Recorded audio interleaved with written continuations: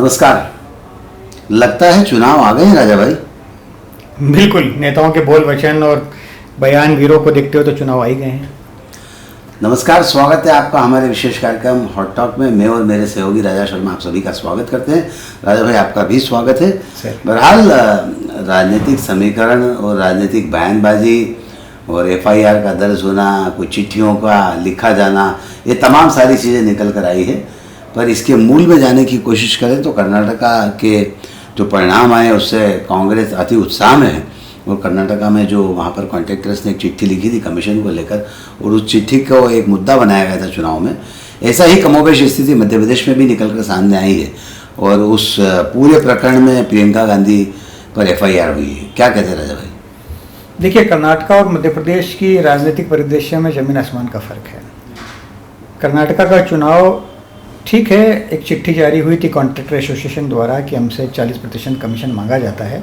उसको उन्होंने, कांग्रेस ने एक आधार जरूर बनाया था कर्नाटका के अंदर, लेकिन वहाँ हार जीत के कई अनेक कारण हैं जो अपन पहले भी कई एपिसोड में जिक्र कर चुके हैं। मध्य प्रदेश की राजनीति और कर्नाटका की राजनीति में जमीन आसमान का फर्क है। ये कांग्रेस के बुद्धिजीवियों को, रणनीतिकारों को, सलाहकारों को समझना होगा। चिट्ठी लिखी गई या लिखवा गई ये जांच का विषय है, लेकिन चिट्ठी यदि लिखी गई है तो वो लोग सामने क्यों नहीं आ पा रहे हैं जिन्होंने चिट्ठी लिखी है? जो कॉन्ट्रैक्टर एसोसिएशन या जो कोई कॉन्ट्रैक्टर रहे हो, वो सामने क्यों नहीं आ पा रहे हैं? सामने आते तो उसकी क्रेडिबिलिटी प्रूव होती, ऑथेंटिसिटी प्रूव होती, ठीक है। और आपने जैसा कहा कि इस पर अब FIR और मुकदमेबाजी हो रही है। क्या होता है, देखिए, करप्शन के मुद्दों पर ही देश में चुनाव लड़े जाते हैं और परिणाम आते हैं और बदलते रहते हैं। तो करप्शन के चार्जेस कोई नई बात नहीं है, लेकिन इस मुद्दे में करप्शन के चार्जेस पे ये कहा जा रहा है कि ये करप्शन का चार्ज लगाया किसने, उसको सामने लेकर आई है, और कांग्रेस उसको अभी तक सामने लेकर आ नहीं पाई है। इसलिए न केवल एक ज़िले में बल्कि मध्य प्रदेश के 40-41 ज़िलों में FIR दर्ज करवा दी गई है। FIR से संदेश ये दिया जा रहा है कि आप कर्नाटका के मॉडल को यहाँ लागू मत कीजिए। कर्नाटका का मॉडल अलग था, ये मध्य प्रदेश का मॉडल है। आप प्रमाणित कीजिए कि किन लोगों ने इस चिट्ठी को लिखा है। तो शिवराज सिंह चौहान को राजनीति करना आती है, आप जानते हो अच्छे तरीके से कि वो attack is the best defence वाली थ्योरी है। तो वो उनको सबसे पहले अटैक किया तो फिर कांग्रेस बैकफुट पर जाएगी या फिर कांग्रेस को प्रमाणित करेगी।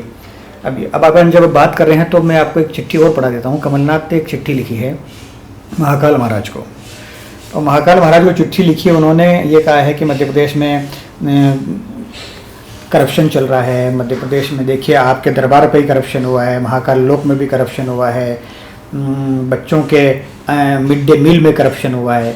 तो हम क्यों न इस प्रदेश को करप्शन से मुक्ति दिलाई जाए। ये कमलनाथ ने चिट्ठी लिखी है महाकाल महाराज को। तो सर, अब तो आप जो कह रहे हो, मैं आपको 2 लाइन पढ़ के सुनाता हूँ। जय महाकाल। भगवान श्री महाकाल के चरणों में कितन दंडवत प्रणाम। मैं मध्य प्रदेश के समस्त दुखियारी जनता की ओर से आपसे अपील करना चाहता हूं कि भ्रष्टाचार के दलदल में मध्य प्रदेश डूबा जा रहा है। भ्रष्टाचार के जननी पार्टी के 50% कमीशन में राज घोटालों में हो रही है, ब्ला ब्ला, बहुत सी चीज़ें लिखी हुई है। तो चिट्ठी महाकाल तक पहुंच गई है साहब। बड़ा अजीबोगरीब मंजर है। कांग्रेस के एक नेता चिट्ठी लिखते हैं महाकाल को और भ्रष्टाचार की बात करते हैं। कांग्रेस के कुछ नेता कॉन्ट्रैक्टर्स की कमीशन की बात करते हैं, कर्नाटक का मॉडल को यहाँ अपनाने का प्रयास करते हैं, पर लिखने वालों को वो सामने नहीं ला पाते हैं। तो चिट्ठी की सत्यता और लिखे जाने वाले पर भी संदेह बिल्कुल है। यहाँ कांग्रेस पार्टी के नेताओं के खिलाफ FIR दर्ज होती है 45 जिलों में। लेकिन सवाल ये कि इस तरह की राजनीति करके दोनों ही पार्टियाँ क्या साबित करना चाहती राजा भाई? क्या राजनीति के मायने, राजनीति के मापदंड अब यही रह गए हैं? देखिए, राजनीति में आपको चरित्र की बात बिल्कुल नहीं की जानी चाहिए। राजनीति एक, आप ये मान के चलिए कि अवसरवादिता का नाम है। राजनीति आज की डेट में चरित्र की बात इसलिए नहीं की जानी चाहिए कि यदि मैं आपको थोड़ा सा पीछे ले जाऊं सर, 15 दिन पहले, तो जब 15-20 दिन पहले प्रधानमंत्री भोपाल में बहुत लाउड वॉइस में ये खैर पुकार रहे थे, NCP के नेताओं को भ्रष्ट करार दे रहे थे, 70,000 करोड़ के सिंचाई घोटाले पे आरोप लगा रहे थे। प्रधानमंत्री हैं, देश के प्रधानमंत्री, भोपाल से। और दूसरे और तीसरे दिन उन्हीं नेताओं को भारतीय जनता पार्टी गले लगा लेती है। भारतीय जनता पार्टी सदस्यता देती, मतलब अपने साथ जोड़ लेती है, सदस्यता अपनी पार्टी में, उसमें अलायंस में जोड़ लेती है। तो ये चरित्र है क्या? फिर आप कैसी बात कर रहे हो आप? ऐसे अनेक मुद्दे होंगे, अपन कहाँ जाएं। ये सिंधिया शिवराज के खिलाफ चुनाव लड़े थे, यही सिंधिया शिवराज के साथ हैं, तो कौन से चरित्र की आप बात कर रहे हो। नीतीश कुमार की आप बात कर रहे हो, ये नीतीश कुमार और तेजस्वी मतलब 36 के आंकड़े में चुनाव लड़ रहे थे, आज दोनों साथ में सरकार चला रहे हैं। यही मायावती, यही अखिलेश साथ रहे, फिर बिछड़ गए, फिर साथ रहे, फिर बिछड़ गए। यही अखिलेश और राहुल गांधी अगेंस्ट लड़ते रहे, फिर साथ आए, फिर अगेंस्ट हो गए। आप मुझे एक तो उदाहरण बता दीजिए जहां राजनीति में आचरण का पालन हो रहा हो। तो राजनीति में चरित्र आचरण की बात नहीं की जाना चाहिए, अवसरवादिता का खेल है, पूरा कुर्सी पर फोकस रहता है और उस कुर्सी के चलते ही इक्वेशन बनती और बिगड़ती है। राजनीति के आचरण, राजनीति के सिद्धांत और मायने खत्म हो गए हैं। राजनीति अब सिर्फ और सिर्फ अवसरवादिता का खेल हो गई है। राजा भाई, हॉटलाइन पर आपने खबर भी ब्रेक की थी और उसमें बड़े जोर शोर से आपने एनसीपी वाले मुद्दे पर बात कही थी, और साथ ही आज ही शायद मुझे लगता है आज या कल आपने खबर और ब्रेक की थी कि पवार जब पुणे में किसी बिल्डर के घर पर अजीत पवार के साथ शरद पवार की मुलाकात हुई, तब आपने कहा कि ये मिली जुली कुछ थी। इसको लेकर भी ज़रा बताइए। नहीं, देखिए महाराष्ट्र में जो कुछ होता है, महाराष्ट्र में जो है बतौर पत्रकार शरद पवार की सहमति से हो रहा है। शरद पवार यदि सहमत नहीं हो तो रातों रात अजीत पवार भारतीय जनता पार्टी के साथ न जाएं, मतलब भारतीय जनता पार्टी की सदस्यता की बात नहीं कर रहा हूँ, पार्टी के साथ जाने की बात कर रहा हूँ मैं। और प्रफुल्ल पटेल बहुत ऑनेस्ट रहे हैं शरद पवार के प्रति। प्रफुल्ल पटेल यदि आ रहे हैं तो उसमें शरद पवार पे ही संदेह खड़ा होता है, शरद पवार की विश्वसनीयता पे प्रश्न चिन्ह खड़ा होता है कि शरद पवार की सहमति से सब कुछ हो रहा है। क्योंकि मेरा ऐसा मानना है कि जिस तरीके से प्रधानमंत्री ने मंच से इशारा किया था, सबको ये लगने लगा कि कहीं ऐसा ना हो कि अब जांच एजेंसियां हमारे घर पर आ जाए तो क्यों न भारतीय जनता पार्टी के साथ कदम ताल मिला ले जाए। ऐसा मेरा व्यक्तिगत मानना है। राजनीति जो करवाए वो कर। मध्य प्रदेश में शिवराज जी लगभग 3,000 रुपये प्रति बहनों तक लेकर जाने की योजना पर काम कर रहे हैं और चुनाव के पहले संभव तो वो हो भी जाएगा। क्या लगता है, क्या ये जो योजनाएं हैं, ये जो लुभावने समीकरण हैं, मध्य प्रदेश की राजनीति पर इसका आने वाले चुनाव में कितना प्रभाव पड़ेगा? नहीं, इसमें कोई डाउट नहीं है कि लाडली बहना योजना बीजेपी के लिए एक संजीवनी का काम करने लगी है। जिस तरीके से पहले ये माना जा रहा था कि बीजेपी बहुत ज़्यादा सेटबैक में है, बहुत पिछड़ी हुई है चुनाव में, लेकिन जब से लाडली बहना की योजना आई है जून से, तब से बीजेपी में एक प्रकार का उत्साह, ऊर्जा और उमंग आ गई कि हम चुनाव जीतने की स्थिति में आ रहे हैं। अब देखिए, लाडली बहना तो कि वोट के बदले नोट देने की थ्योरी है, कुल मिला के बात यह है। और आप 1,000 से शुरू हुए और 3,000 तक का आपका कमिटमेंट है कि 3,000 तक रुपये देंगे। और अब आप देखिए, शिवराज कल मैं सुन रहा था कहीं पे कि 10,000 रुपये तक का सेल्फ सस्टेनेबिलिटी मॉडल चालू करना चाहता हूँ बहनों के लिए। रक्षाबंधन के दिन वो कुछ और अनाउंस करना जानना चाहते हैं। तो ये पूरा फोकस जो है ना वुमेंस वोटर पर है, महिला वोटरों पर है। ये चुनाव महिला वोटरों के माध्यम से शिवराज जीतने का प्रयास कर रहे हैं। लेकिन मध्य प्रदेश, देखिए आपको और मेरे को तकरीबन 25 साल से अधिक हो गए हैं रिपोर्टिंग करते हुए, जर्नलिज्म करते हुए मीडिया लाइन में। हमने इसके पहले के चुनाव कभी ऐसे रेवड़ियाँ बांटते हुए तो नहीं देखा। गवर्नेंस पे, करप्शन पे, इशू बेस्ड इलेक्शन होते रहे हैं, उनके परिणाम बदलते भी रहे हैं, लेकिन ये चुनाव पूरा रेवड़ियों पे आ गया है। कमलनाथ कहते हैं मैं 500 में गैस सिलेंडर दे दूंगा, अशोक गहलोत कहते हैं 500 में गैस सिलेंडर दे दूंगा। कमलनाथ कहते हैं मैं 1,500 रुपये दे दूंगा, अशोक गहलोत ने मोबाइल बांटने शुरू कर दिए। तो जिन जिन राज्यों में चुनाव है वहाँ मुफ्त की रेवड़ियाँ बट रही है, उसमें शिवराज भी पीछे नहीं है। शिवराज दोनों हाथों से मध्य प्रदेश का खजाना लुटाने में लगे हुए हैं। 3 लाख करोड़ से अधिक का कर्ज है मध्य प्रदेश के ऊपर, लेकिन उस कर्ज को भुगतना मध्य प्रदेश की जनता को है। इनको इनकी कुर्सी से मतलब है। ये कुर्सी जो है 1,000 बांटे, 2,000 बांटे, 3,000 बांटे, कुर्सी को कैसे भी जैसे तैसे नोट के बदले वोट जुगाड़ना है। आपने बात अच्छी कही कि नोट के बदले वोट जुगाड़ना है। कांग्रेस पार्टी ने भी उसका काउंटर करते हुए कमलनाथ ने 500 और 1,500 की स्कीमें घोषित की कि 500 में गैस सिलेंडर देंगे, 1,500 रुपये भी देने की बात कही है। तो क्या लगता है, मुझे लगता है कि लाडली बहना योजना जो है लगभग 1.5 करोड़ महिलाओं तक पहुंचेगी, या इससे ज़्यादा भी हो सकती है संख्या। तो ऐसी स्थिति में जब दोनों ही दल अब आम जनता की समस्याओं से दूर हटकर झूठे वादे, पैसे लुटाने, इन सब पर बात कर रहे हैं, तो ऐसी स्थिति में परिणाम जनता क्या इन्हीं पर सब बातों पर आकर परिणाम देगी? देखिए, हमारे देश की राजनीति का परिदृश्य पिछले आप कुछ कई सालों से देखो तो मुफ्त राशन से शासन चल रहा है देश के अंदर। प्रधानमंत्री खुद कहते हैं, ऑन रिकॉर्ड कहते हैं कि 80 करोड़ लोगों को मुफ्त राशन दे रहे हैं। 140 करोड़ की आबादी में यदि मुफ्त राशन आप 80 करोड़ लोगों को दे रहे हो तो 80 करोड़ लोग जिनके पेट में आपका अनाज जाएगा उनमें प्रतिशत वो भी है कि वोट भी आपको मिलेगा उसका। और ये सब वोट की थ्योरी है। मध्य प्रदेश के अंदर भी लाडली बहना और तमाम प्रकार की योजनाएं चल रही है। पहले लाडली लक्ष्मी चलती थी, जापे के लड्डू चलते रहे, आपके तीर्थ दर्शन योजनाएं चलती रही। कौन सी योजना ऐसे नहीं है जो अंडर प्रिविलेज लोगों को सपोर्ट नहीं करती रही हो चुनावी एंगल से। लेकिन परिणाम यदि बदलते तो सर फिर आप 2018 में शिवराज घर क्यों बैठते? जनता केवल आपके इन पैसों पे भी नहीं, देखिए पैसा लेना अलग बात है, पैसा लेकर बुद्धि विवेक से वोट देना एक अलग विषय है। यदि आपको लगता है कि जितना पैसा हम 1.25 करोड़ महिलाओं को दे रहे हैं ये वोट आपके साथ आ जाएंगे, तो मेरा ऐसा मानना है ये थोड़ा सा सोचने में आपको करेक्शन करना होगा, क्योंकि इन पैसों के अलावा भी घरों में बेरोजगारी, महंगाई ऐसे बड़े मुद्दे हैं। फिर आप देखिए गैस का सिलेंडर 1200 रुपये को हो रहा है और आप 1000 रुपये दे रहे हो, तो फिर सवाल ये भी खड़ा होगा कि एक तरफ इन्फ्लेशन भी तो बढ़ रहा है और फिर ये एक प्रकार से चुनावी रिश्वत है सर। ये देखा जाए तो ये कोई भी सरकार दे, कोई भी पार्टी दे, किसी भी पार्टी का व्यक्ति दे, ये एक प्रकार की चुनावी रिश्वत है।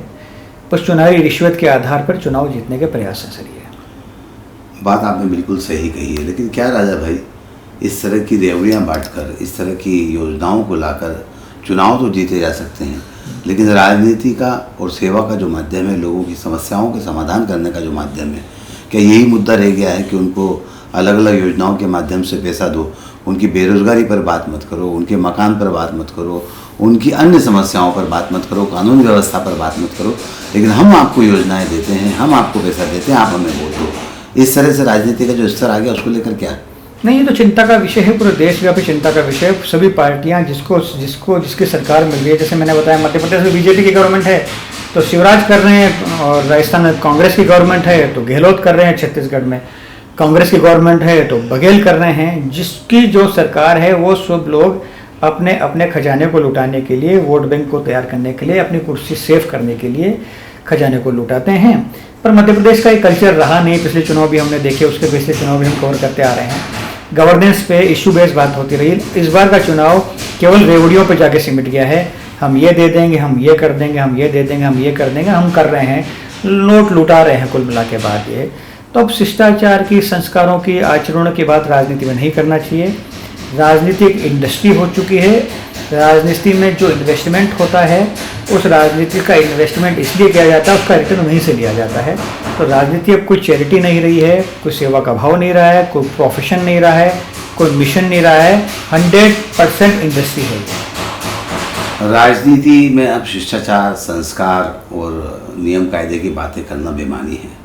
राजनीति एक उद्योग हो गई, ये कहना राजा शर्मा जी का। राजा भाई, मध्य प्रदेश की राजनीति को लेकर हमने बात कर ली है।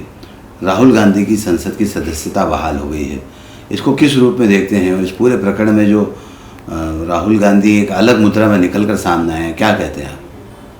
देखिए, सुप्रीम कोर्ट ने जब उस वर्डिक्ट पे स्टे को, कन्विक्शन को स्टे दिया कि नहीं, राहुल गांधी की सदस्यता खारिज नहीं रहेगी, राहुल गांधी की वापसी होगी संसद के अंदर, क्योंकि नीचे की अदालत कन्विक्ट कर चुकी थी। सुप्रीम कोर्ट ने इसको गंभीरता से समझा। सुप्रीम कोर्ट ने कहा कि ठीक है, ये हेड स्पीच के दायरे में आता है, लेकिन इसकी इतनी बड़ा सज़ा नहीं होना चाहिए।